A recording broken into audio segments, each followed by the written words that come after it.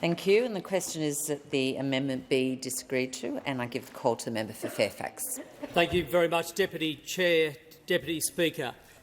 It was about this time last year in December, in the lead-up to Christmas, when we had the now Prime Minister and now Minister do the big reveal to the Australian people about Labor's energy policy in government.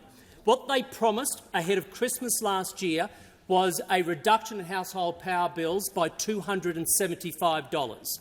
But there was a catch to that. There was a catch. You had to vote for the Labor Party. If the Labor Party came to power, they would deliver a reduction in household power bills by $275. And it's no surprise, therefore, that here we are 1 year later, in the lead-up to Christmas. Again, it's December, and they have a big grand announcement. Yes, they're going to reduce your power bills again. The difference is, Deputy Speaker, the Australian people now know that this government is inept and is incapable of delivering on its promise of lower power bills. The opposition will absolutely disassociate itself from Labor's energy plan that it seeks to enshrine in law today. We will only stand by the households of Australia and the businesses of Australia. We have done that in government, we've done that in opposition. What the government seeks to do today in this plan is to put in law a justification for increasing household power bills. By their own numbers, Deputy Speaker, the plan behind this legislation will increase power bills by up to $700 by next financial year for Australian households. So be very clear about this. Behind all of their sales messaging, the numbers they themselves produce say that this plan will increase Australian household power bills by up to $700. That's the substance of what they propose. Now, add that to the promise of $275 reduction, you have nearly a $1,000 difference between what the Australian people expected from this Labor government and what, in fact, they are delivering. Australian households will be nearly $1,000 worse off because of this government and their legislation today. Now, they know very well that on this side of the House, the coalition, if we stick to facts, prices came down.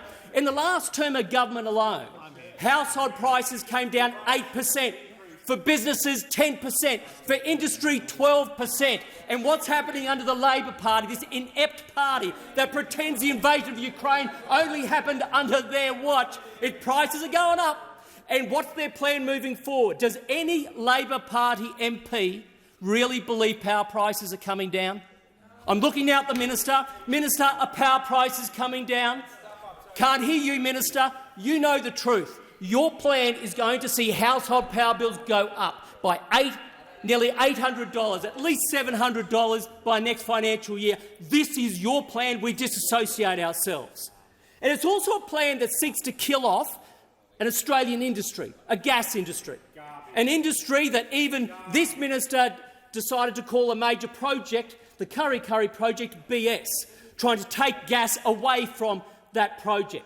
This is a government that's taken $50 million out from its budget for exploration of gas, another $50 million out for pipeline infrastructure for gas, a government that's discrediting carbon capture and storage that would assist gas, a government that has taken out gas from the capacity mechanism.